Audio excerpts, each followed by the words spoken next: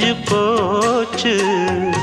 ஈசான மூலையில லேசான பள்ளி சத்தம் மாமன் பேர சொல்லி பேசுது.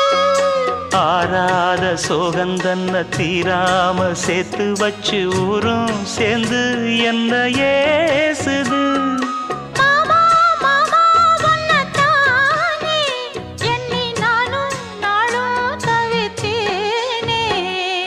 கூண்டுக்குள்ள என்ன வச்சு கூடி நின்ன ஊரை விட்டு கூண்டுக்குள்ள போனதென்ன கோலக்கிளியே.